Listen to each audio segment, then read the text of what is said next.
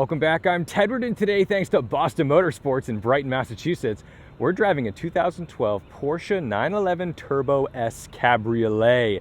This is the 997.2 variant of the 911, and when they introduced the Turbo S in 2010, they gave us an extra 30 horsepower, a bit of extra torque, so it made 530 horsepower and 516 pound-feet of torque from its twin-turbo flat six. It's a 3.8 liter power plant that sounds phenomenal. The Turbo S is designed to go fast, and it has a 225 mile per hour speedometer to boot.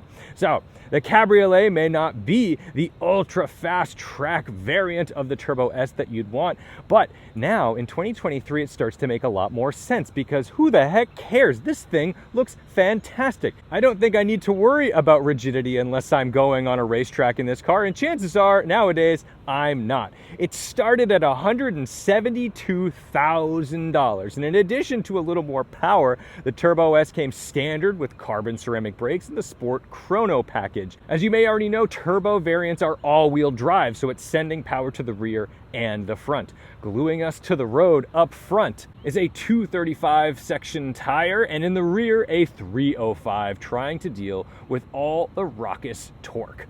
Now this one has 49,000 miles on it, so you start to appreciate the film here for the rocker cards and things like that. It's a little dusty, she just came off the truck, but I needed to get my hands on it. Inside, you don't have a whole lot of space for the kiddos in the rear, but you could do it if you had to. This is more like divorced dad that only has the kids on the weekends. Maybe you just put them back there once in a while. Maybe I'm being too judgmental, but I will say this is a Playboy car. If you're trying to look cool, this kind of does the trick, and it still fits into the office part. But something I love about these cars is the wing. I've got this extended because at a certain speed this wing rises up, but it's like got a ducktail already, so it feels a little exhibit, because if you like wings, we gave you a wing on your wing so you could wing while you wing. But let's take a look under the hood. There's probably not much to look at but a fan and maybe a couple intake pipes. But there we go. And although there's not a ton to see relative to a 991 generation 911, there's a lot to see, because it's not just a couple of fans. You can actually see this carbon fiber intake, which was special for the Turbo S. But any work you're going to be doing under the hood of this vehicle, you're getting under it. One of the things I like most about these 911s, the 997 generation, it was like the last correct size 911. It's not a large cabin, it's not a large car. So it feels special. It doesn't just feel like a sporty daily driver. It feels like a sports car. Now, I failed to tell you, this has the 7-speed PDK gearbox. We're going to wait for that to go by before we start it up. But that's a little disappointing just because the manual is better. But early PDK was not so bad. But what was bad was the switches to shift gears. You push forward on either one of these little guys to shift up, and you pull back on either one of these guys to shift down. Now, this can be helpful for folks with disabilities. If you don't have a hand, you don't have an arm. I've heard people say that they actually really like these because it's allowed them to drive these types of transmissions without needing two hands. And I totally understand that. That makes a lot of sense. But most folks jumping in this car would rather have regular paddles, because you have to think too hard to be like, wait, which hand and which way am I going? It seems simple enough, but my goodness, when you're really on it, you just instinctively want to pull the paddle, and boom, it's a downshift instead of an upshift. Not great. So it's a 911. Our ignition is on the left.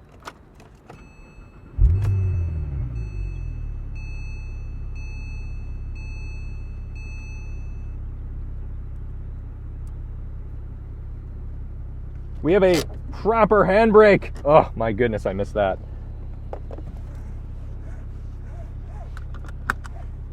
And to put it in drive, just push it back.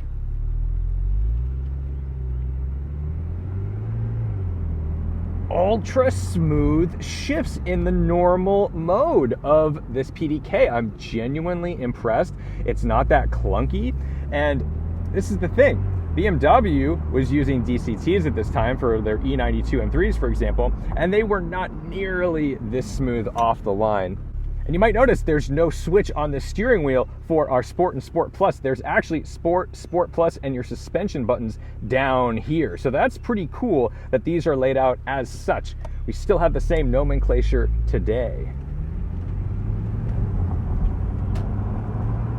But when you're not in sport mode, it's doing its best to just keep those shifts nice and short, and it's not gonna let you go high in the revs, just keeping you in like neighborhood mode.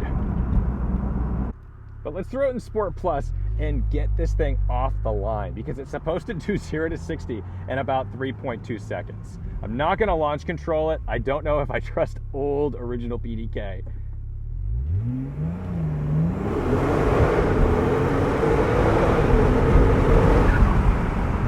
Wow.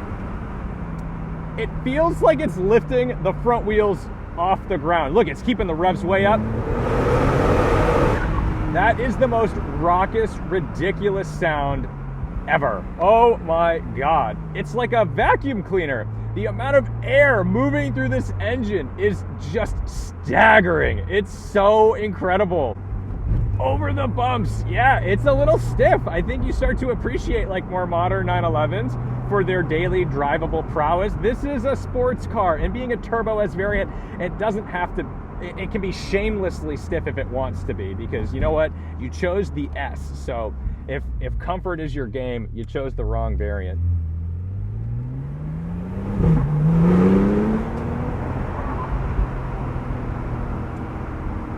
There's a bit of lag. Obviously, these turbos are geared to be spooling up as fast as possible, but there's definitely a sensation of like, wait for it, and then boom, nailed with torque. It's got that old 911 front end vibe where it feels light.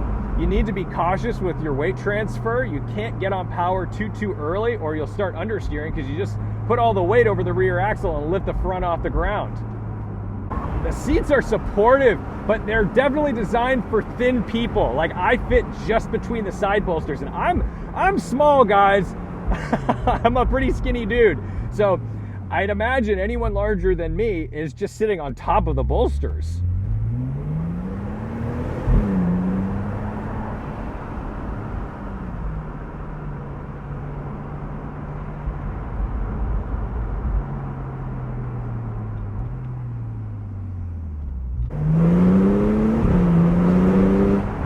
Throttle's awfully sensitive in Sport and Sport Plus mode, so if you feed it a little bit, once that boost builds up, you're off, you're going.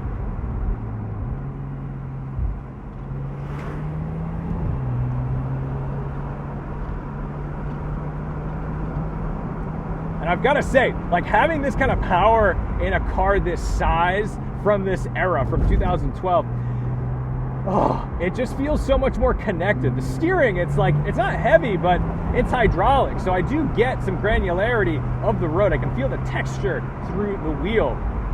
The front end feels narrow. It doesn't feel like this big wide honking thing that you can just grapple hook your way around a corner. You definitely have to plan ahead a little bit. And that's rewarding, especially when you have this kind of power and torque, because it's actually too much for the car, which is awesome. That's what you want. You want it to feel a little dangerous. We'll go nice and easy over the bumps, because this is the kind of deal where you will crack some wheels.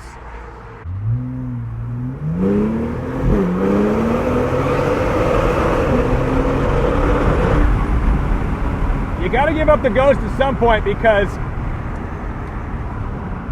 you're just gonna go 150 miles an hour everywhere. This thing rockets out. It's so good. Now, you don't get the incredible sound that you get in a Carrera S, for example. The NA cars always sounded better. This sounds a little more like a vacuum cleaner, and you can certainly tune them out and get funky exhaust, and they sound really angry and deep and growly. What I love to see these as like Texas 2K cars going out and setting crazy standing mile records. That's fun. And they do genuinely get the front wheels off the ground.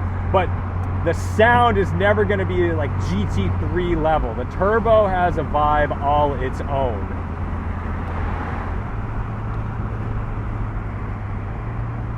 Now, these carbon ceramics, they're nice. You know, old carbon ceramics get a bad reputation. It's PDK is choosing some alarmingly responsive RPMs for me right now. Carbon ceramics sometimes get a bad reputation from the early days because they didn't feel like they had a whole lot of bite up front. They needed some heat to really work. I think that the PCCBs on this work just fine around town. I mean, yeah, they're not going to send you through the windshield at a kiss of the pedal, but they are predictable and it's not uncomfortable. I've driven some uncomfortable carbon ceramics, like let's say the SL65 AMG Black Series. Those are a little sketchier. Those don't feel quite as natural as this. So kudos to Porsche for doing a good job with these, given your performance that works on the street. It's a difficult balance.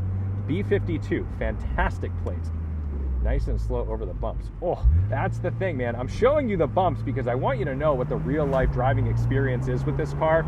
It's not all wide open throttle, 200-mile-an-hour highway runs. You are gonna have to deal with the fact that, you know, this is a low car and it's stiff. But it turns in. Oh, I can feel the front end washing away a little bit on me. And that's what I like about 911s, is because you're able, oh, so much diesel, not good for top down. Yikes.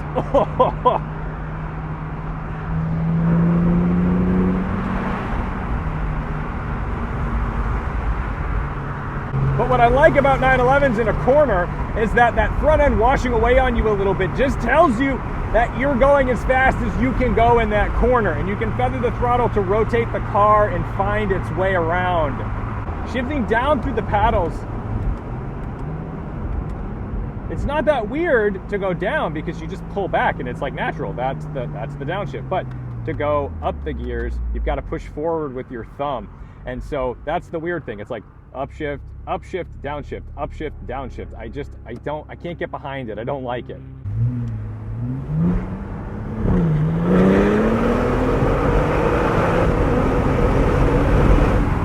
You can feel the car. It'll understeer real good on throttle in a corner. But you can feel the front wheel scrambling to pull it around.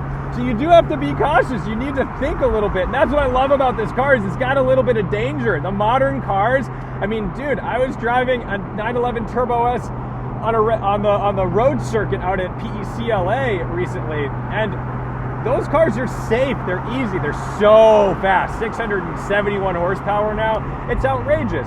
But they're too easy. They've like dialed out the danger, which I get, like that's important. But you know, this car actually rewards a driver. You need to use your brain a little bit. You don't give this car to your teen. You just don't.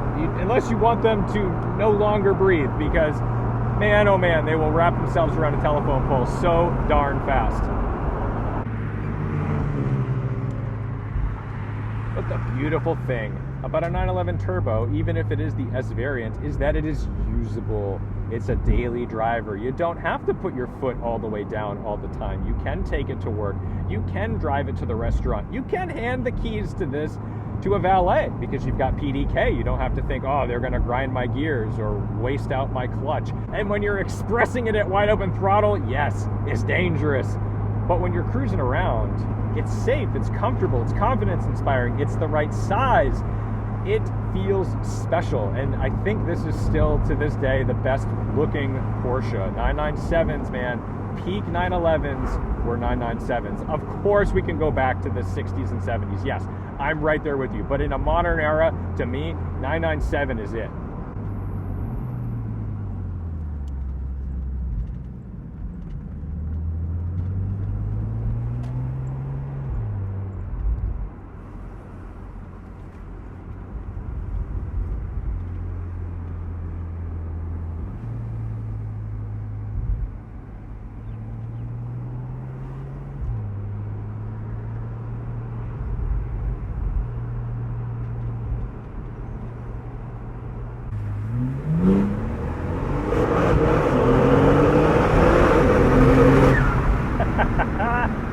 You hear the little whistle off the when I release the throttle? That's fantastic. What a thing. Okay, I've also got some creature comforts here, because even though I've got the old junky style buttons from this era, we'll get out of Sport Plus. We do not need the revs. I have cooled seats. I got heated seats, of course, too, or ventilated seats, I should say, which is really nice. So I don't have to show up all sweaty when I go somewhere in the hot, hot sun like I am today. These displays weren't fantastic, and everyone liked to dog on the 996 for its awful buttons and all that stuff. these are the same materials, the same paint, the same everything. It's just a different shape. So, you know, don't get too caught up in that stuff. Trust me, I'm not thinking about the buttons when I'm wide open throttle with all the boost raging through this engine. So there you have it. There's the 2012 Porsche 911 Turbo S Cabriolet. Thanks to Boston Motorsports for tossing me the keys. Really appreciate that. Thank you guys for watching, liking, commenting, and subscribing. Don't forget to respect the drive. Go drive some stuff. Not to mention that Porsche got the shifting wrong on the shifter as well, because you go forward for upshift, backward for downshift. That is not how it's done. We want to have a pull for an upshift and a push for a downshift. But back here in these days, they were still a little confused about how they were going to set up the stuff. The roof operates pretty darn quick, so let's go ahead and pop this up. It's not outrageously fast, but you know, in a rainstorm, the fact that this is going to be completely automated, not bad.